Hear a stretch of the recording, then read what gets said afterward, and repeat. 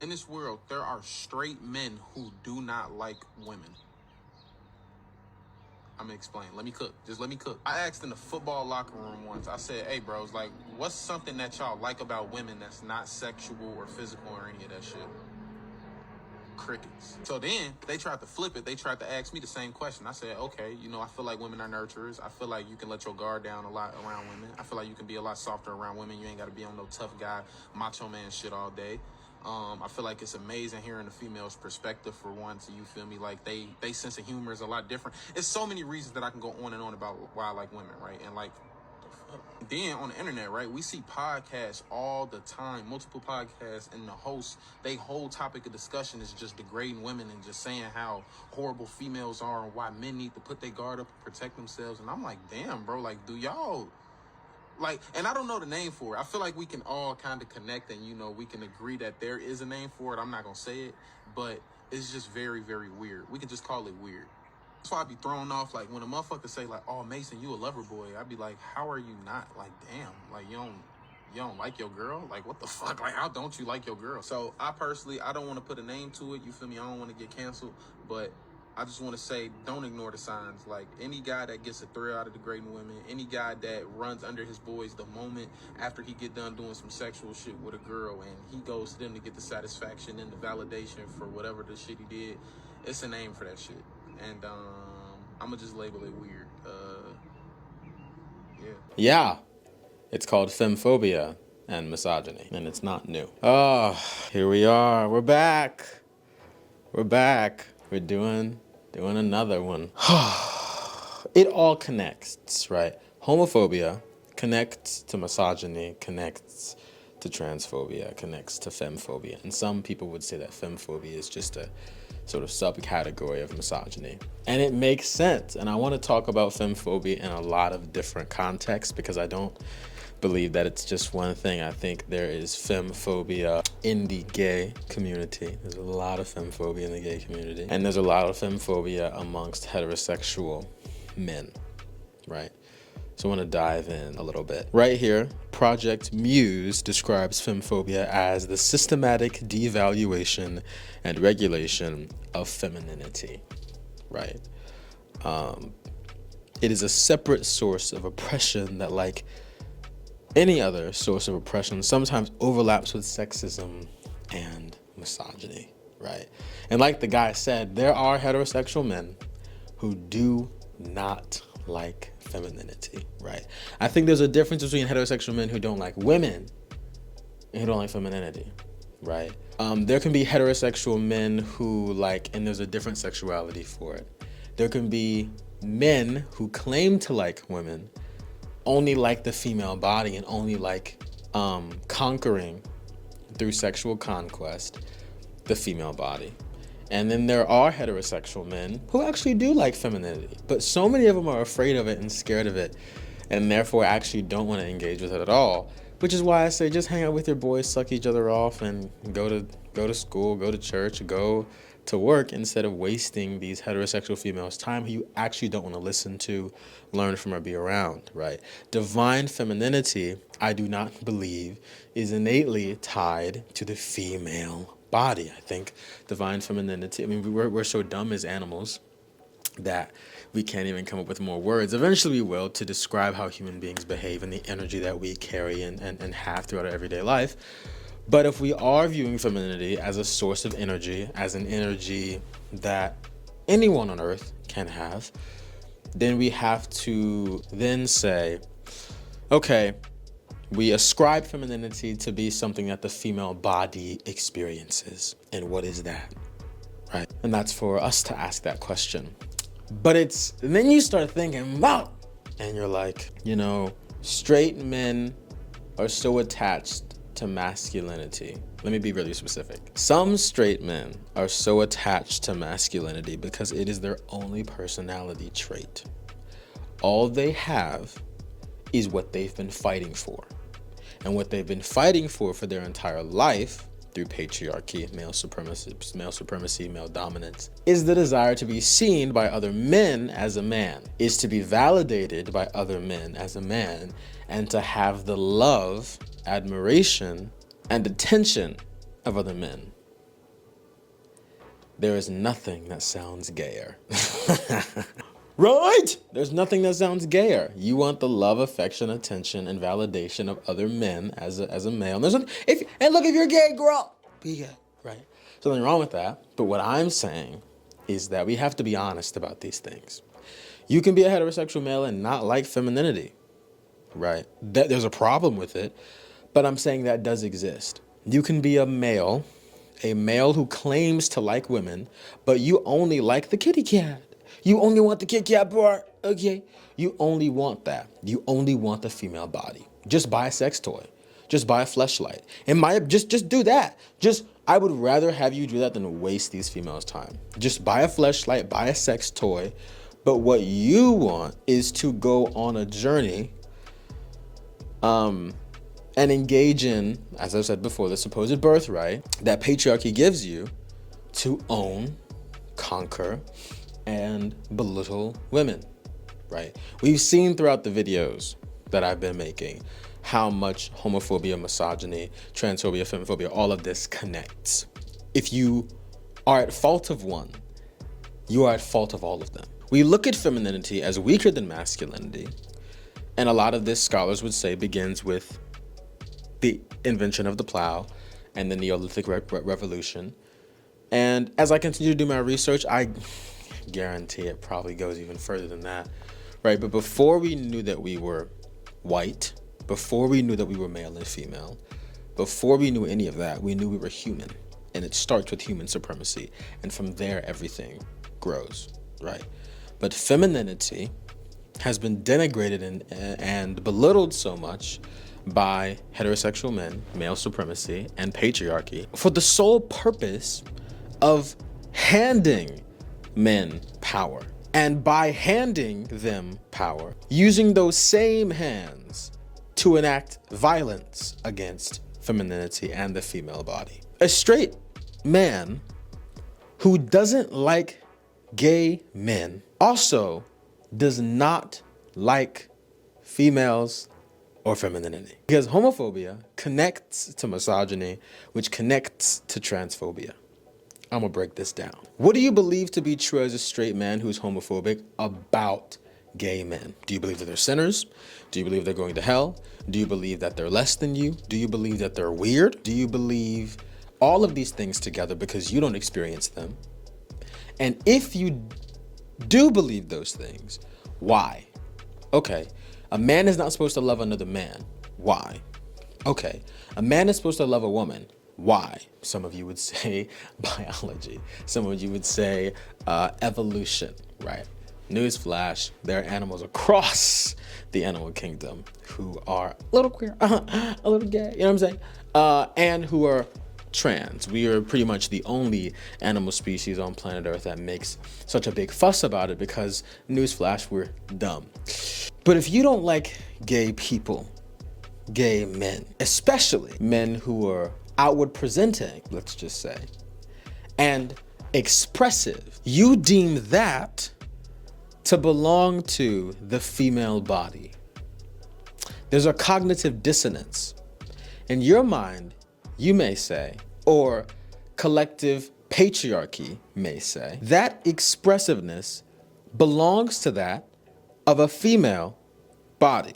Why would someone who does not have that body ever want to engage with that expression?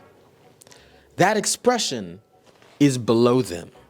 And then we get into the Bible, which, oh girl, or any religion, which I would love to do a deep dive on that one, girl. Okay? A deep dive on that one, girl. As a heterosexual man, what do you actually like about women? In a video I've posted before, I talk about compulsory heterosexuality. Just like I'm a man, so I guess I have to be straight. And it's not a down low thing. It's not a anti-gay thing. It's I was born in this body, and so I guess I have to live this way. Okay, cool. Like, I don't really mind. I don't really care. Like, I'm not that sexually attracted to the male body to where it's gonna like hurt me so much. But I do think there are way more men on this planet who need the validation of other men, who want it so bad. It comes down to our verbiage, femmephobia. Femmephobia, the hatred and denigration of femininity and women and the expression of that divine femininity. Okay, we're all gonna go to the mall. The first dude to get 3 girls' numbers wins the game. I really don't know if you're going to engage with those women or if you just want to win a game.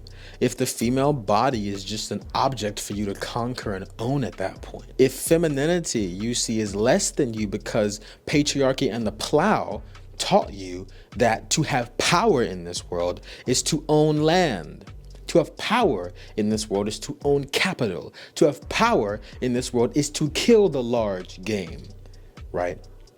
And during the Neolithic Revolution, and hunter-gatherer societies and civilizations, it was egalitarian. Women would hunt smaller game, harvest, etc. Men would hunt larger game, right? And it was equal.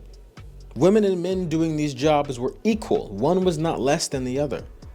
And over time, as us as human primate chimpanzees grow, evolve a little bit, we get greedy. We want power. We want control. We want leadership, right? We want to be the leaders and the controllers of our societies and of our tribes and of our nomadic groups that we're in. And so grandfathers pass down their land to the fathers. Fathers pass their lands to the uncles. Uncles pass their lands to sons, etc., etc., etc. But there are so many societies around the world.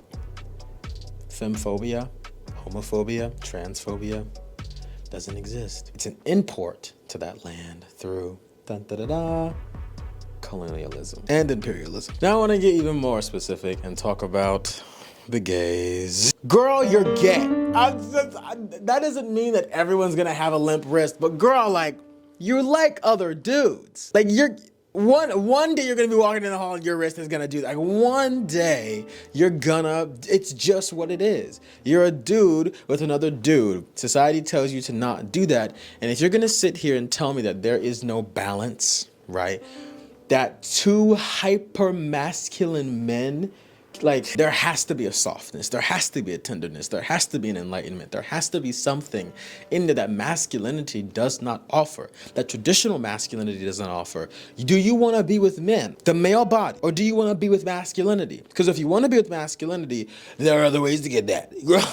There are other ways to get that, all right? But if you actually want to engage with men, people, spirits that embody the male figure, then do that. But the problem is, femmephobia exists so much because there are so many gay men who are also misogynists and anti-female, who are sexists. I guarantee you, there are gay men in the world who only date other men because they don't like women. Because they just, not they don't sexually like women, they don't like the existence of women. They don't want them to exist because they believe it's tribalism. They believe that men are the supreme sex on earth. A lot of white people believe that white people are the supreme race on earth. A lot of heterosexual people believe they are the supreme sexuality on this earth, and it shows on TV, everything, right? And the problem is your femmephobia as a gay man, as a heterosexual man, even as a non-binary person, or even as a female presenting person, your femmephobia doesn't help anyone. Your femmephobia hurts you because you don't want to engage with it.